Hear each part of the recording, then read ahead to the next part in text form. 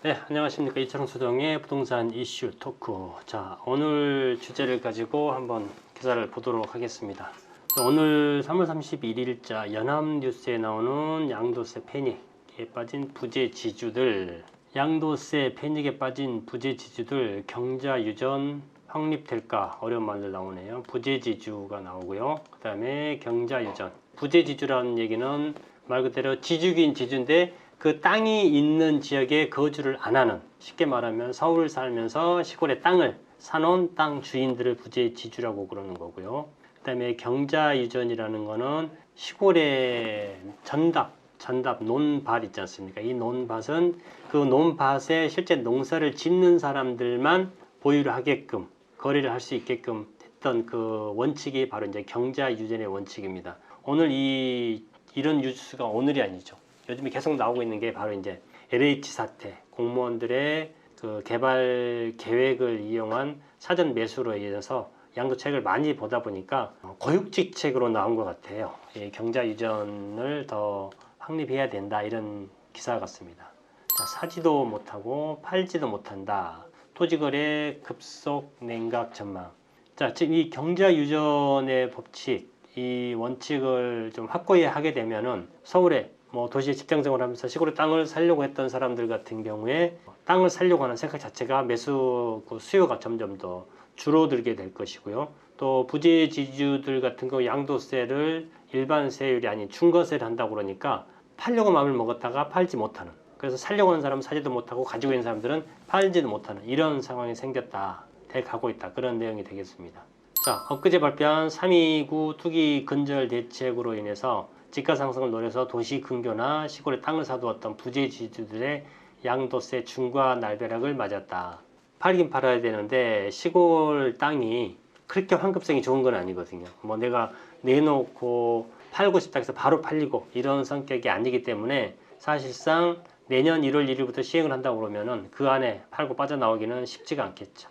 자, 세세한 내용을 한번 더 살펴보면은요. 자, 부동산 시장에서 정부의 이번 조치가 직접 농사를 짓거나 나무를 가꿀 의도가 아니라면 아예 땅을 보유할 생각을 하지 말라는 신호라고 해석을 했습니다. 자, 공직자건 일반 이재건 간에 토지 투기 차단을 위해서 전방위 입체 대책을 총동원했다. 오랜만에 토지에 대한 대책이 나온 것 같아요. 지금 이 LH 사태가 불거지면서 그동안은 계속 재건축, 재개발, 또 서울 이쪽에 주택에 대해서 그런 억제 정책이 나왔었는데 이번에 이제 워낙에 광범위하게 이런 토지 이제 투기 사건이 일어나다 보니까 토지에 대해서 이런 지금 대책이 지금 나오고 있는 것 같습니다. 자, 비사업용 토지 같은 경우에는 6%에서 45% 기본세율 외에 지금 이제 중과세가 앞으로 이제 10%씩 이렇게 붙었었는데 10%에서 20%포인트까지 올리고, 그 다음에 주택만 오래 가지고 있다 그래서 장기 보유 공제를 해주는 게 아니라 이런 토지 같은 경우도, 토지는 보통 1, 2년 가지고 있다 파는 사람이 별로 없죠. 기본이 10년씩 이렇게 장기적으로 가지고 있는데 대부분 토지를 매매하는 사람 같은 경우 30% 장기 보유 공제 같은 거 기본적으로 다 받고 들어갔었습니다. 근데 이 30% 장기 보유 특별 공제도 못 해주겠다, 이렇게 지금 발표를 했죠. 그러면 30%니까 금액이 크다 그러면은 1억이 차게 남겼다 그러면은 30% 공제한 7천만 원에 대해서만 세금을 내야 되는데 이 30%를 안 빼주기 때문에 1억 전체에 대해서 세금을 매기게 되는 그런 기준이 되기 때문에 세금이 더 많이 내게 되는 그런 상황이 생기게 되겠죠. 또 주말 농장이라고 그러죠. 또 주말 농장용으로 큰 토지를 사서 이렇게 개인적으로 분할해주고 하시는 분들도 많은데 이 주말 농지도 사업용 토지에서 제외가 될 가능성이 높기 때문에 제외하기로 했기 때문에 세 부담이 더 커질 것으로 보입니다.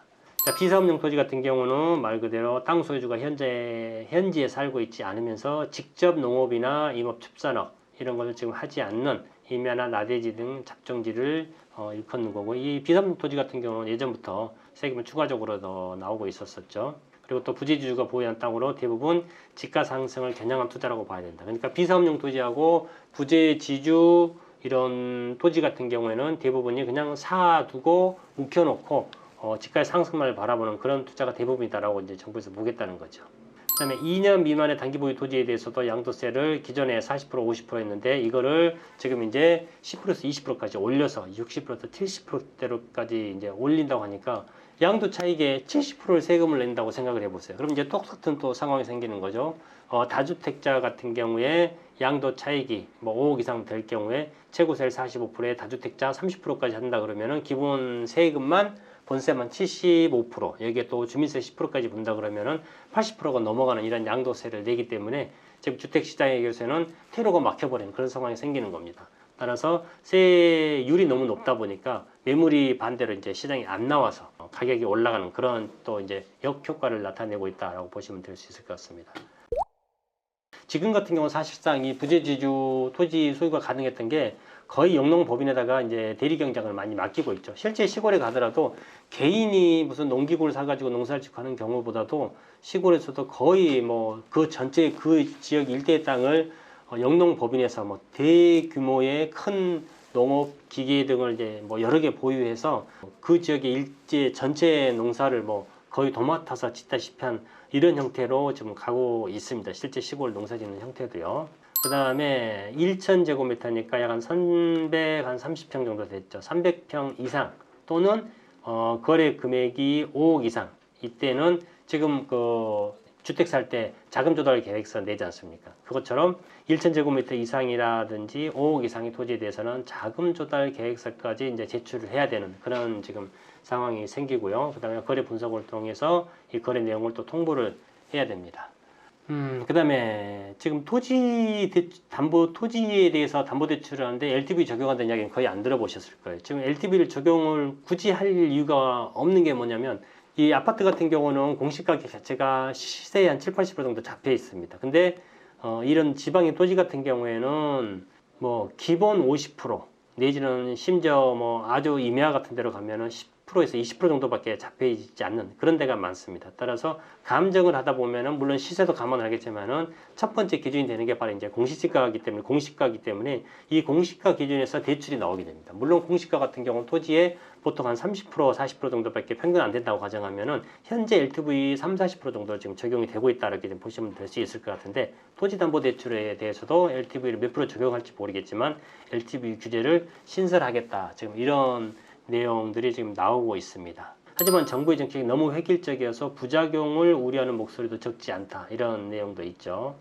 이런 전문가들 같은 경우에 시골에 사는 농민들은 노후 생활을 위해서 농지를 쉽게 팔 수 있도록 해달라는 요구가 많다. 대도시나 수도권 주변의 농지는 엄격하게 관리해야 하지만 시골 읍면 등의 지역의 농지는 세금 중과에 예외를 두는 방식으로 거래를 터주는 투트랙으로 갈 필요가 있다.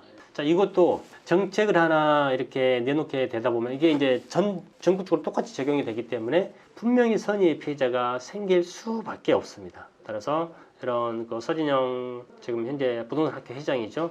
이분 같은 경우에는 시골에서 정말 실수혜자, 그다음에 뭐 대도시에서 투자 목적으로 사는 사람들은 아예 투트랙으로 가는 세금 부과하는 부분에서도 투트랙으로 갈 필요가 있다 지금이라고 이야기를 하고 있고요. 대책 발표 어제 그제 한 것 중에서 내년 1월 1일부터 시행을 한다고 그러니까 중과 적용을 안 받으려고 그러면은 올해 안에 잔금까지 다 끝내야 되는 그런 지금 상황이 생길 수도 있습니다. 양도세 중과를 피해서 올해 안에 얼마나 많은 토지 매물들이 쏟아져 나올까 이렇게 예상을 해볼 수가 있을 것 같은데 실제 또 토지 시장은 그 양도세 중과를 피해서 막 매물이 막 시장에 뭐 홍수처럼 쏟아져 나오거나 현실적으로 그렇게 가지는 또 않습니다. 자, 그런 걸 우리가 좀 여러 번 경험을 해왔기 때문에 전망을 좀 해볼 수도 있을 것 같고요. 또한 전문가 같은 경우에는 마지막으로 시골 읍면 등의 지역의 토지부터 거래가 위축될 수 있어서 토지시장에도 양극화가 나타날 수 있다. 도시 주변 농지나 임야에 대한 규제가 강화되면 자금이 도심 아파트 등으로 이동할 수 있다. 그러니까 지금 땅을 규제를 했는데 또 서울의 이제 도심 지역의 아파트로 아파트 가격이 오르는. 그러니까 이 부동산 정책은 제가 늘 말씀드리지만은 부동산 정책은 어떤 효과를 보기 위해서 내놓게 된다 그러면은 그 역효과나 내지는 풍선 효과가 항상 큰 게 이 부동산 관련 정책입니다.